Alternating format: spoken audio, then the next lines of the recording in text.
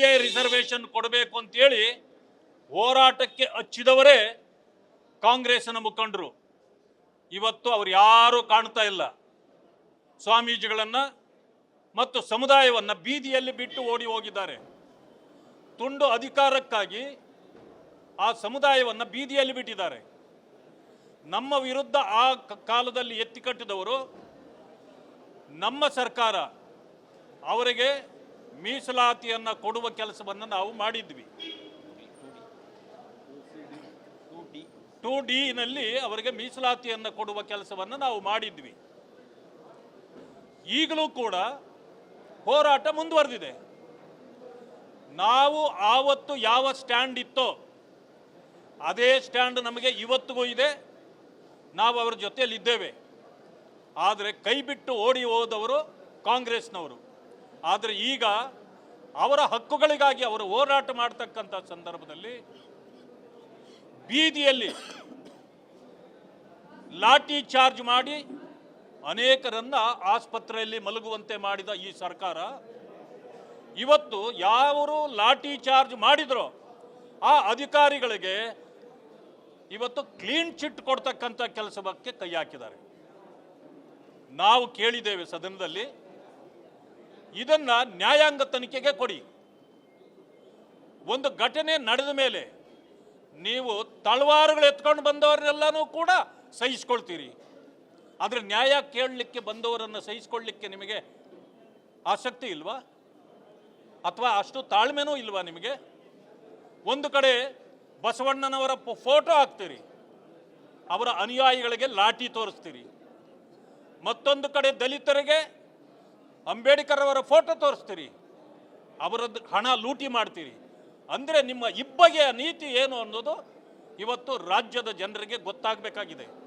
ಇದನ್ನು ನಾವು ಸುಮ್ಮನೆ ಬಿಡೋದಿಲ್ಲ. ಜನರ ಬಳಿ ಇದನ್ನು ನಾವು ತೆಗೆದುಕೊಂಡು ಹೋಗ್ತೇವೆ.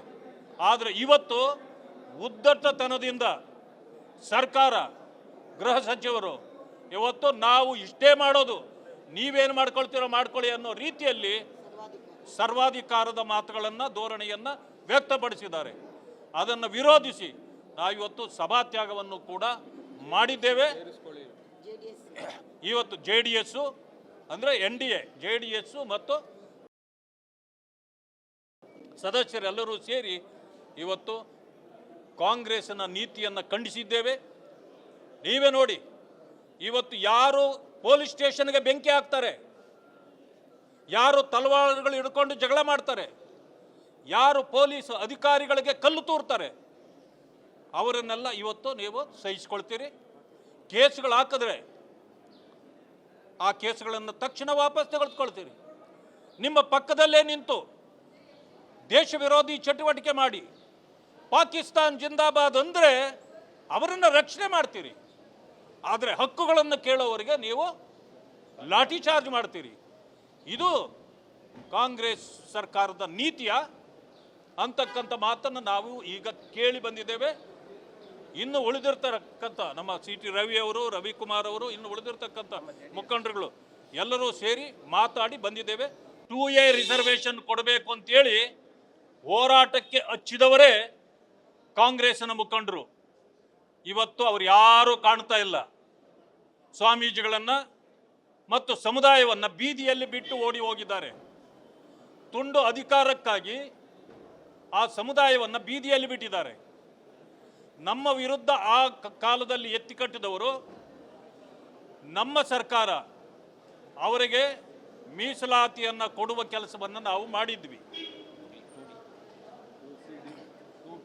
2D ನಲ್ಲಿ ಅವರಿಗೆ ಮೀಸಲಾತಿಯನ್ನು ಕೊಡುವ ಕೆಲಸವನ್ನು ನಾವು ಮಾಡಿದ್ವಿ. ಈಗಲೂ ಕೂಡ ಹೋರಾಟ ಮುಂದುವರೆದಿದೆ.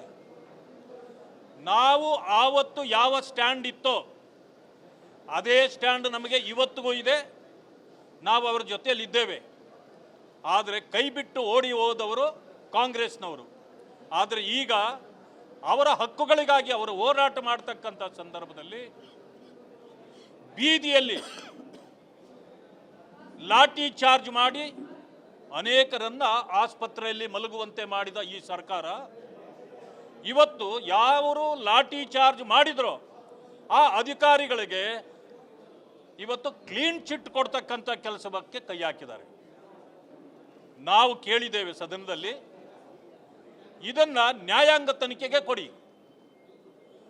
ಒಂದು ಘಟನೆ ನಡೆದ ಮೇಲೆ ನೀವು ತಳವಾರುಗಳು ಎತ್ಕೊಂಡು ಬಂದವರನ್ನೆಲ್ಲನೂ ಕೂಡ ಸಹಿಸ್ಕೊಳ್ತೀರಿ, ಆದರೆ ನ್ಯಾಯ ಕೇಳಲಿಕ್ಕೆ ಬಂದವರನ್ನು ಸಹಿಸ್ಕೊಳ್ಳಿಕ್ಕೆ ನಿಮಗೆ ಆಸಕ್ತಿ ಇಲ್ವಾ? ಅಥವಾ ಅಷ್ಟು ತಾಳ್ಮೆನೂ ಇಲ್ವಾ ನಿಮಗೆ? ಒಂದು ಕಡೆ ಬಸವಣ್ಣನವರ ಫೋಟೋ ಹಾಕ್ತೀರಿ, ಅವರ ಅನುಯಾಯಿಗಳಿಗೆ ಲಾಠಿ ತೋರಿಸ್ತೀರಿ. ಮತ್ತೊಂದು ಕಡೆ ದಲಿತರಿಗೆ ಅಂಬೇಡ್ಕರ್ ಅವರ ಫೋಟೋ ತೋರಿಸ್ತೀರಿ, ಅವರದ್ದು ಹಣ ಲೂಟಿ ಮಾಡ್ತೀರಿ. ಅಂದರೆ ನಿಮ್ಮ ಇಬ್ಬಗೆಯ ನೀತಿ ಏನು ಅನ್ನೋದು ಇವತ್ತು ರಾಜ್ಯದ ಜನರಿಗೆ ಗೊತ್ತಾಗಬೇಕಾಗಿದೆ.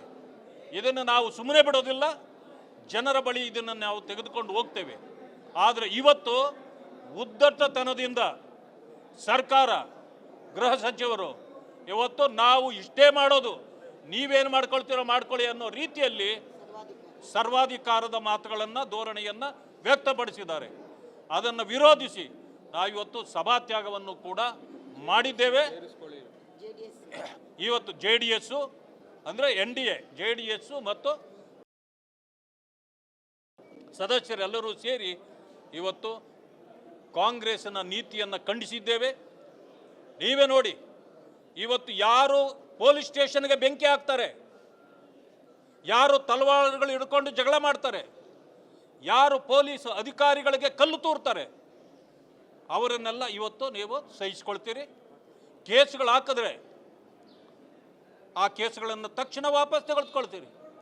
ನಿಮ್ಮ ಪಕ್ಕದಲ್ಲೇ ನಿಂತು ದೇಶ ವಿರೋಧಿ ಚಟುವಟಿಕೆ ಮಾಡಿ ಪಾಕಿಸ್ತಾನ್ ಜಿಂದಾಬಾದ್ ಅಂದರೆ ಅವರನ್ನು ರಕ್ಷಣೆ ಮಾಡ್ತೀರಿ. ಆದರೆ ಹಕ್ಕುಗಳನ್ನು ಕೇಳೋವರಿಗೆ ನೀವು ಲಾಠಿ ಚಾರ್ಜ್ ಮಾಡ್ತೀರಿ. ಇದು ಕಾಂಗ್ರೆಸ್ ಸರ್ಕಾರದ ನೀತಿಯ ಅಂತಕ್ಕಂಥ ಮಾತನ್ನು ನಾವು ಈಗ ಕೇಳಿ ಬಂದಿದ್ದೇವೆ.